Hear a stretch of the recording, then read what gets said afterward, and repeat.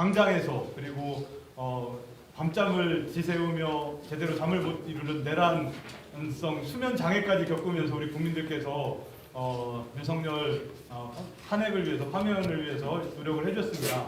그래서 그것에 대해서 우리 충북도당의 5분의 국회의원들께서 오늘 감사의 기자회견을 진행하고자 합니다.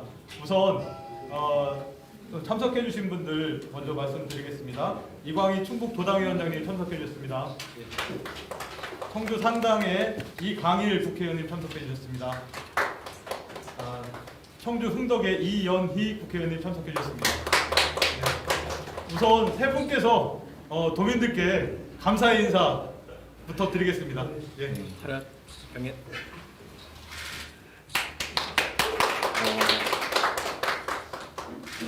네. 기자회견문 낭독을부터 하겠습니다. 우선 순서대로 이강일 국회의원부터 시작하도록 하겠습니다. 네, 안녕하십니까. 충북 정치 1번지 상당구 이강일입니다.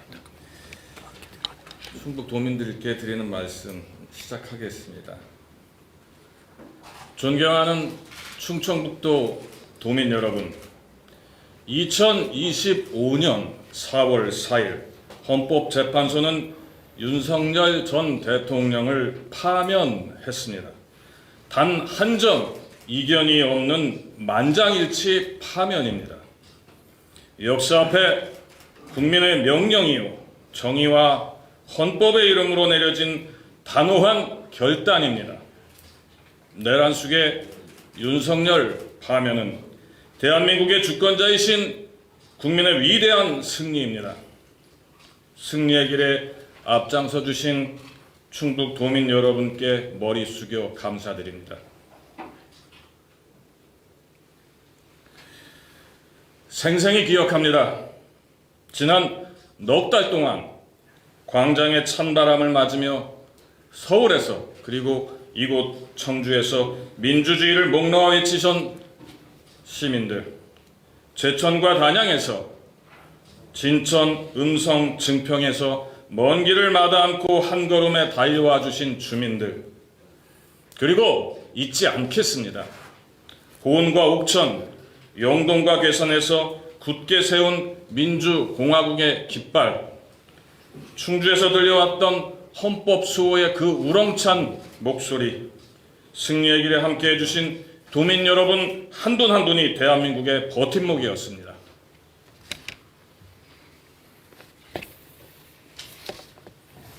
네, 이현희 의원입니다. 존경하는 도민 여러분, 우리는 윤석열 정권 내내 뼈저리게 체감했습니다. 민주주의가 무너지면 민생도 무너진다는 사실을 말입니다. 내란 속의 윤석열은 하다못해 국민을 향해 무장한 군인들을 동원했고 국회를 침탈했으며 민주주의의 뿌리를 뽑으려 했습니다. 헌법재판소의 파면 결정은 정의가 다시 작동하기 시작했다는 신호입니다. 우리는 알고 있습니다.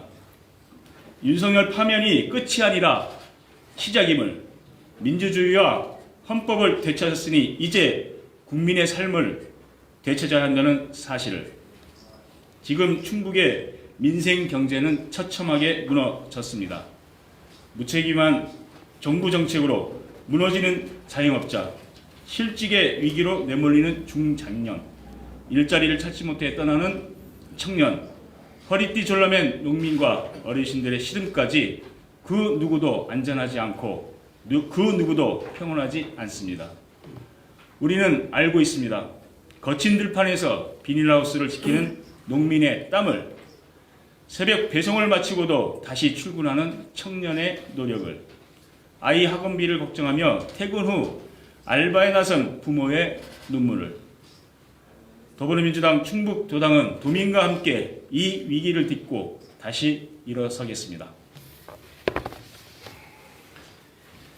그래서 우리는 다짐합니다.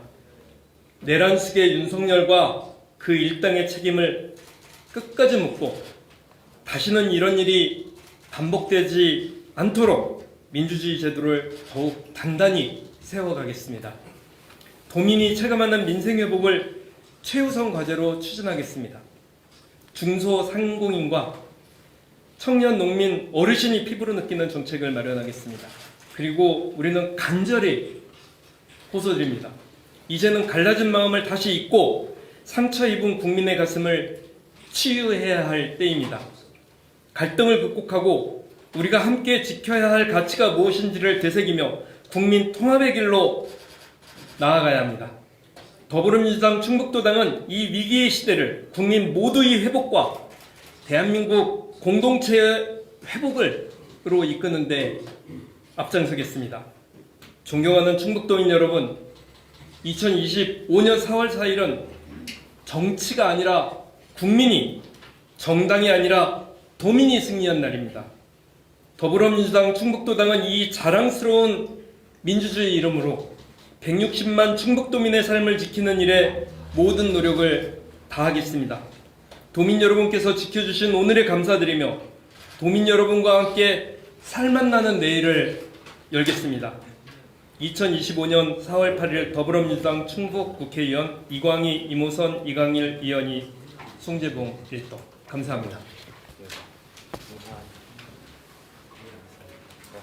네.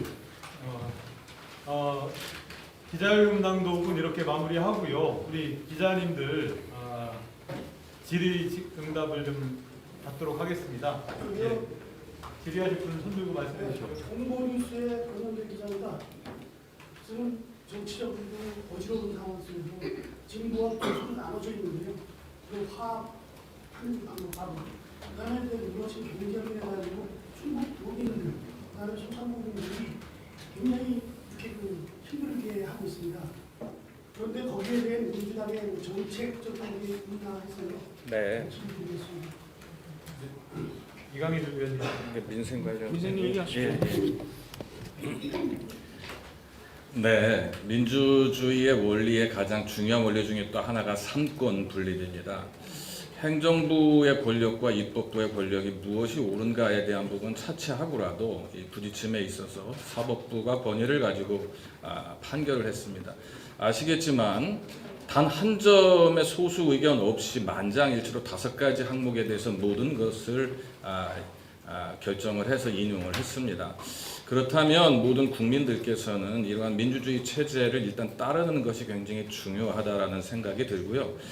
저희들도 행동가지에서 상대 쪽에 계신 분들을 자극하지 않기 위해서 굉장히 노력을 할 것입니다. 그것보다 더 중요한 것이 있지 않습니까? 작년 연말에 12월 3일 내란이 시작됨으로 인해 가지고 사실은 소상공인들이나 자영업자들한테 가장 중요한 게 연말과 연초 경기입니다. 근데 연말 경기와 연시 경기가 다 무너졌습니다. 그러다 보니까 1월과 2월에 자영업자가 무려 20만 명, 매월 10만 명 이상씩 줄었습니다. 이게 얼마나 민생이 어려운가를 반증하는 것이거든요. 그래서 지금 민생 경기를 살리기 위해서 총력을 기울인다면 그거는 지금은 여당이 없습니다. 네, 저희보다 이제 소수당인 국힘에서도 협조하지 않을 수 없을 것이다라는 생각이고요. 그래서 바로 대선과 그다음에 민생 국면으로 전환이 된다면 좌우의 어떤 이념적인 분열이라든가 마찰 부분은 많이 부드러워질 것이다 이렇게 판단을 하고 있습니다. 그리고 민생을 살리기 위해서 저는 또 정무위원회이고 저희 당의 그 의지로 인해 상무위원으로서 민생을 챙기고 있습니다. 특히 우리 청주시가 또 자영업자들이 많다 보니까 자영업자들의 연체 부분이라든가 그다음에 경제 활성화 이런 부분에 대해서 지금 논의하는 것이 있고요. 이자 감면이라든가 이런 부분까지 다 하고요. 그다음에 파산이나 회생이 필요한 부분들을 좀 원활하게 하고 파산이나 회생이 좀 쉽게 하는 정책들에 대한 부분들이 지금 입안되고 안에서 구체적으로 논의가 되고 있다 이런 말씀을 드리고 싶습니다. 그리고 청년들의 일자리 문제라든가 이런 부분들이 지금 공약에 담기게 할 정도로 지금 세련되게 준비가 좀 되고 있는 부분이 있고요. 우리 충북 도당에서 또 중심이 돼서 충북 전체 지역 발전, 그러니까 이제 거시적 발전에서는 우리 또 이현희 의원님께서 국토위에서 또 활동을 하시면서 지역 개발과 관련되는 부분을 지금 핸들링을 하고 계십니다. 이런 정도 좀 말씀을 드렸으면 하고요. 지금 그 다음에 또 저희는 요번에 매판적 자본이라고 얘기할 수 있는 사모펀드에서 MK라는 회사에 의해 가지고 홈플러스 사태가 굉장히 좀 심각합니다. 그런 부분들 좀 면밀히 좀 따져봐야 되는 문제가 있다. 그리고 청문회도 준비하고 있고요. 민생 안정을 위해서 할 수 있는 한 최선을 다해서 일단 하겠습니다. 그리고 한 가지 지금 저희들이 야당이다 보니까 경제와 관련되는 부분에 대한 상임위의 운영권을 사실은 저쪽 당에 다 할애를 했었거든요. 근데 지금은 여당이 없는 관계이기 때문에 정부에서도 당과 당정 협의가 아니라 국가 정책 회의를 할 수 있도록 되어 있습니다. 그래서 정책 회의들을 적극적으로 임해서 현 정부와 경제를 다시 살리는 문제, 특히 지금 미국발 그 관세 전쟁으로 인한 경제가 상당히 심각하게 왜곡되고 있습니다. 기민하게 대처할 수 있도록 최선을 다하겠습니다. 보완 설명을 하나 해드리면 그 민생경제 활성화 부분과 관련해서 저는 그 파면 이후에 일요일 날 시장을 한번 직접 그 방문을 해봤는데 상황은 생각보다 더 훨씬 심각했고 처참했습니다. 대부분의 그 상인들께서 지난해보다 그 매출이 거의 30% 이상 떨어졌다. 그래서 더 이상 월세 내면서 유지하기가 힘든 그런 상황이라고 다들 말씀을 해 주셨는데, 그래서 중요한 것은 지금 현재 미국발 관세 폭탄으로 인해서 경기 침체가 더 가속화하고 있기 때문에 민생 경제를 살리기 위해서는 재정 지출을 확대하는 것이 매우 시급합니다.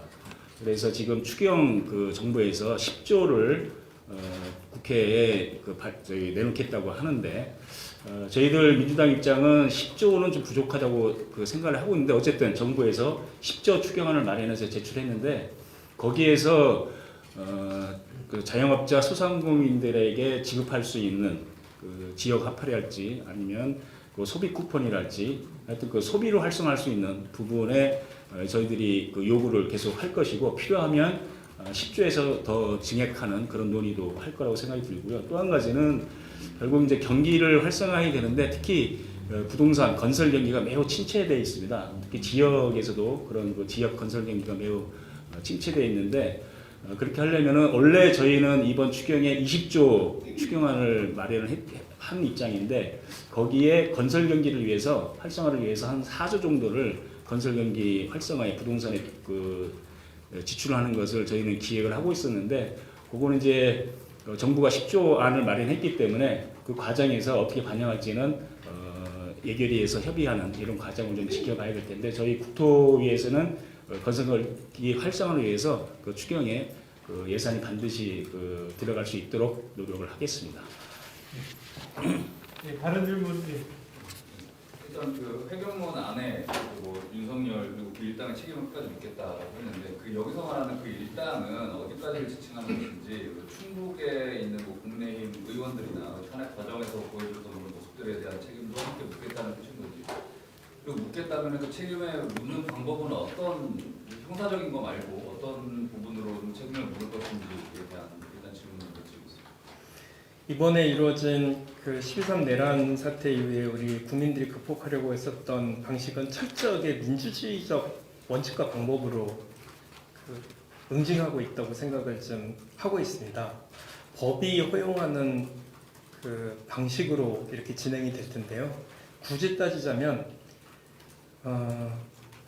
현재 검찰 쪽이 전혀 그 내란과 관련된 수사가 진척되지 않고 있죠. 거기에 연루되어 있는, 심지어는 오늘 그 한덕수 국무총리 권한대행이 또 그 중에 한 분을 또 임명을 하는 이런 폭거를 좀 저질러서 수사가 되고 있지 않다 보니까 내란이 정리가 되지 않고 지속이 되고 있는, 잔불 정리가 되고 있지 않은 이런 상황이고, 또 그 대통령을 경비했었던 경호처가 일체 수사를 거부하고 검찰에 의한 두둔을 받으면서 안 돼 있었던 부분, 그리고 김건희 그 여사와 그 명태균 씨 관계에 대해서도 수사가 중단돼 있었다는 점, 그리고 가장 우려스럽게 생각하는 것 중에 하나가 추경호를 비롯한 그 정치권의 인사들이 내란에 관여가 돼 있는 걸로 추측이 되는데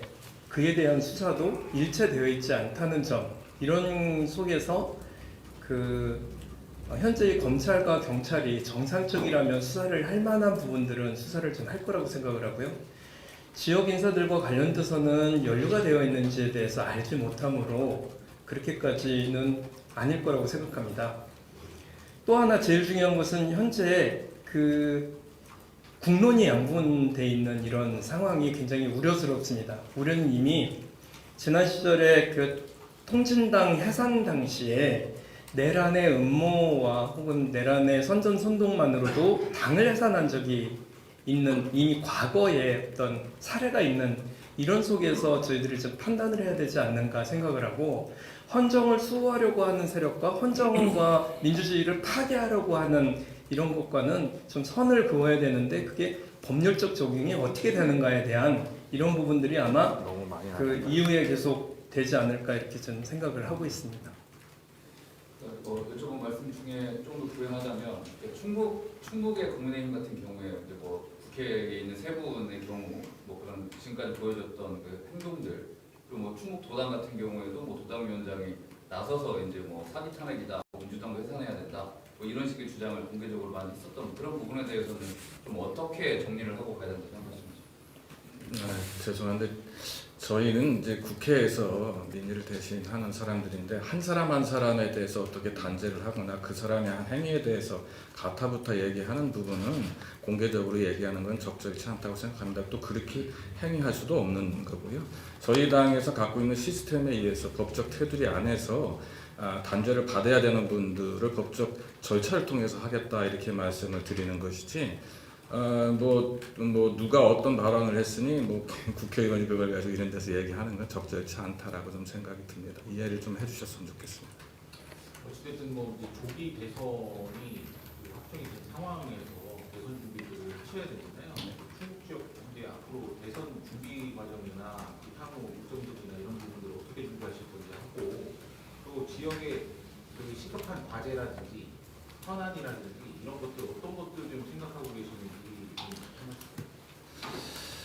네, 지금 저희 당의 대선 일정이 아직 100% 확정이 안 돼 있습니다. 이제 저희 당은 일단 시급히 이제 특별 당규를 좀 완성을 해서 대선 경선을 어떻게 치러야 하는지를 아마 며칠 내로 확정을 하게 됩니다. 그 이후에 경선을 하게 되는 거고요. 그 경선 방식도 아직 100% 결정이 안 돼 있습니다. 뭐라 말씀을 드릴 수 없지만 저희 당원 당규 내에서 일어날 수 있는 것 중에 가장 국민들의 마음을 잘 얻을 수 있는 방법으로, 하지만 그것도 시기가 너무 촉박하다 보니 가능한 방법 내에서 이렇게 따져서 진행할 것이고요.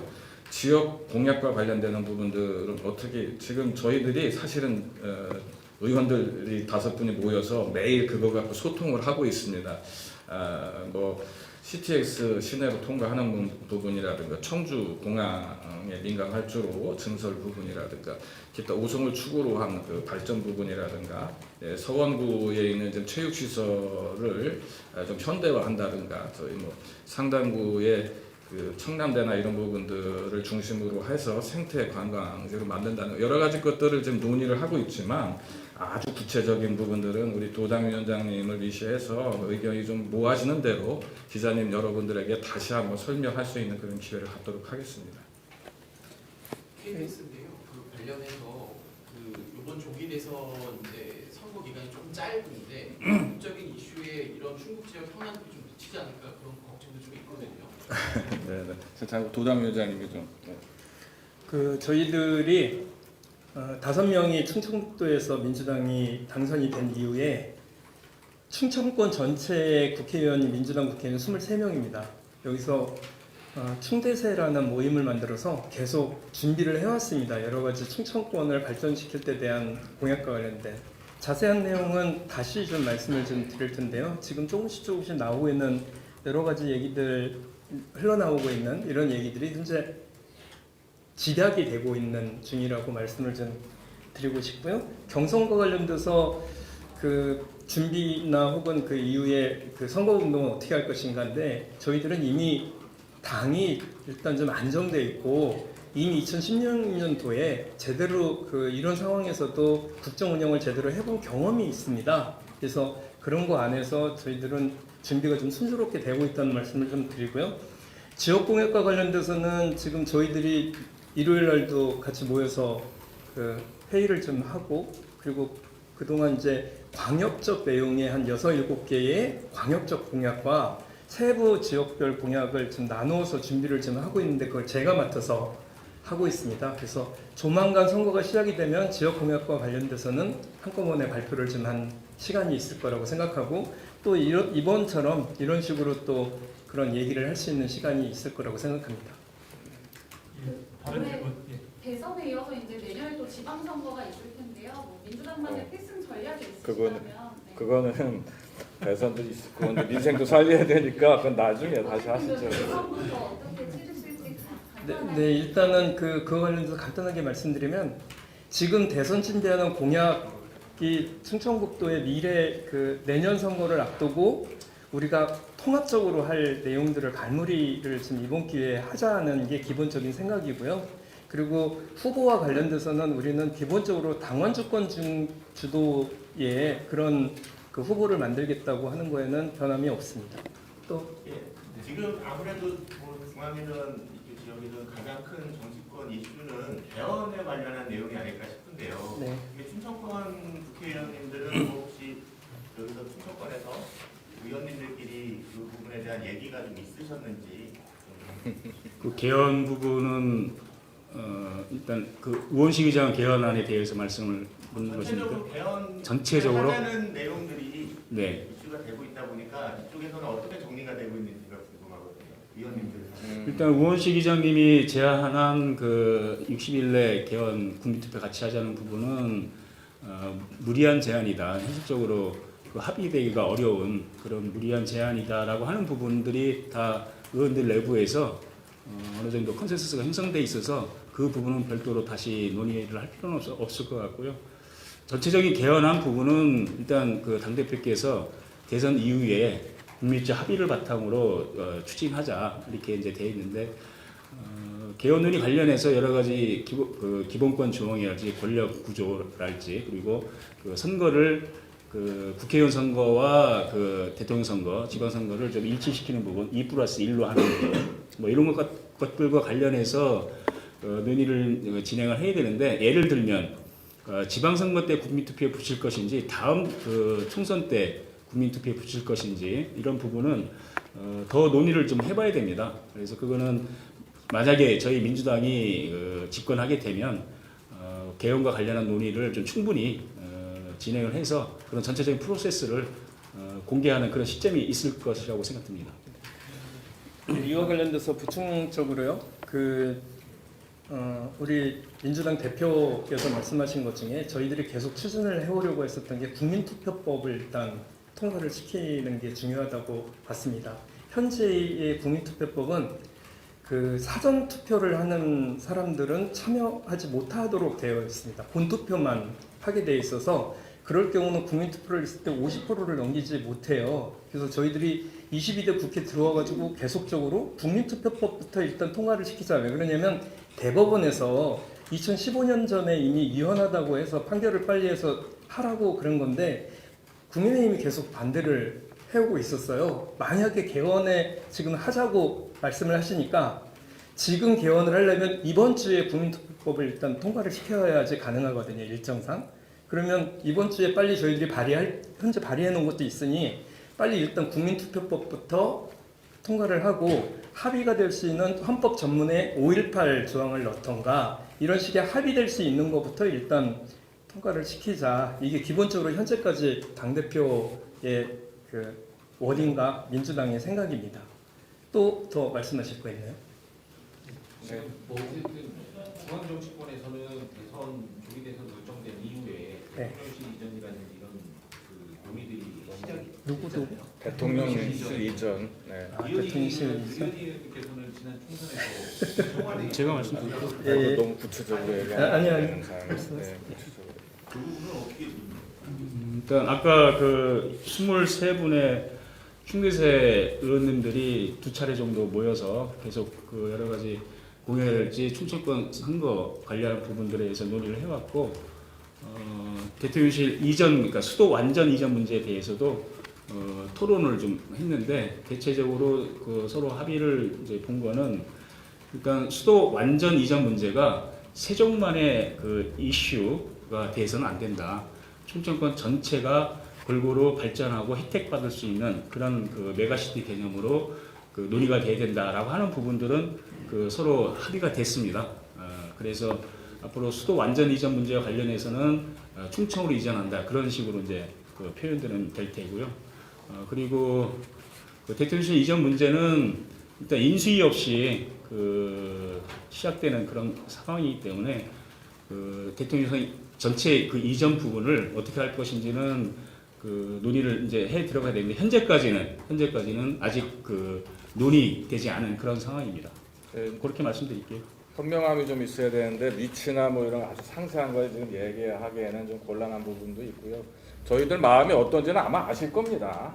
여러분들 마음하고 똑같아요. 근데 이걸 공개적으로 좀 거론하기에는 그 충대에서의 우리 그 모임에 23 모임에 이제 우리 충북 지역 의원 5분 다 참여를 해서 같이 논의를 하고 계신데 어쨌든 그 전까지는 수도 완전 이전 내지는 대통령 이전하면은 세종으로 당연시 했는데 그 내부에서는 어쨌든 그 세종만의 이익이나 특혜가 되어서는 안 된다라고 하는 부분들은 어쨌든 그 합의점을 찾아서 그런 방향으로 좀 논의가 진전되고 있다는 점을 말씀드리겠습니다. 하여튼 저희들도 그 수도 완전 이전이 우리 충북, 청주와 충북의 그 발전에 그 도움이 되는 그런 방향으로 논의를 이끌어 가겠다라고 하는 말씀드리겠습니다.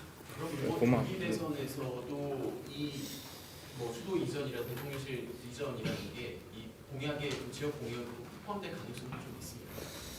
아니 저기 그 이제 조금 전에 말씀드린 게 굉장히 민감한 게 일단은 대통령 집무실에 문제가 있죠. 그다음에 이전 문제가 나올 겁니다. 그러면 이전 문제가 확정되는 게 더 중요하다. 이전이 확정되고 나면 장소에 대한 문제가 있고 사실은 뭐 우리 지역과 관련되는 쪽에서 약간의 기득권도 있고 준비된 부분도 있지 않겠습니까? 근데 특정 지역을 먼저 거론하게 됐을 때는 다른 지역에서의 반발 부분이 있을 수 있어요. 그래서 저희들이 중장기적으로 함부로 먼저 얘기하지 않은 부분도 좀 필요할 수 있다. 제일 중요한 거는 대통령실이라든가 수도권 집중을 완화하고 지금 현재의 청와대는 이미 보안상 문제가 좀 생기는 거고요. 그렇다고 지금 용산에서 계속 일을 볼 수 있는 것도 아니지 않습니까? 그러니까 그런 집무실 이전이라든가 그런 청와대 이전이나 국회 이전을 일단 확정 짓는 것이 훨씬 더 우리한테 많은 기회를 주고 많은 혜택을 가져다 줄 것이다. 이 정도로 그냥 매듭을 줬으면 좋겠습니다. 자세하게 말씀드리지 못하지만 이현희 의원 말씀하셨던 것처럼 청주와 충청북도의 이익이 되는 방향으로 저희들이 논의에 참여하고 있다. 네. 여기까지만 말씀드리겠습니다. 다른 의제 질문. 그러니까 예. 사실 탄핵정 때문에 중부대륙특별법 정부개정안 준비 다 하셨다가 발의를 미루신다고 그때 하셨는데 만약 대선이 또 왔잖아요. 그래서 뭐 대선 전에라도 발의를 하실 계획인지 아니면 대선 이후에 뭐 일정하실 건지 일정에 대해서 일단은 중부내륙 특별법은 뭐 그 제정안이 돼 있고 관련해서 이준부 의원께서 개정안을 발의를 하셨잖아요. 그런데 이제 다시 또 다른 개정안이 좀 필요하다 그래서 저희들은 충북의 그 발전을 위해서라면 여야를 떠나서 협력해야 된다 그런 취지에서 제가 법안 발의를 준비를 하고 있는데 일단은 대선까지 치르고 나서 저희가 전체적으로 그 수정할 내용이 많습니다. 그래서 그거는 이제 차기 정부의 그런 그 지역 균형 발전 전략하고도 다 연결해서 봐야 되는 문제이기 때문에 그거는 추후에 더 우리 그 충북 지역의 의원님들하고 협의를 해 나가도록 하겠습니다. 그만하시죠. 이제 마무리하실까요?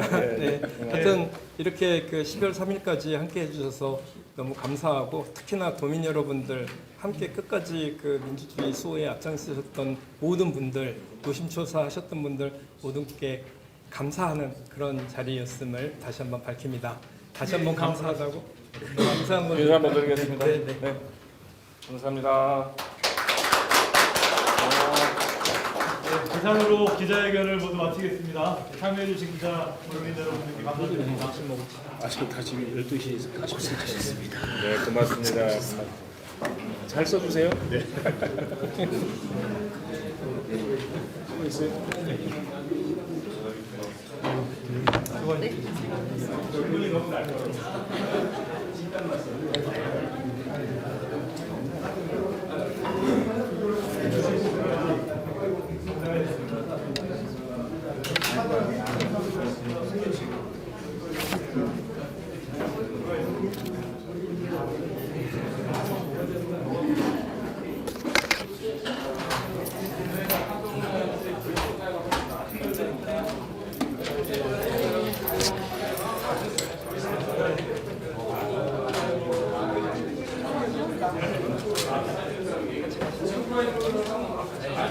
바로 올라가시죠.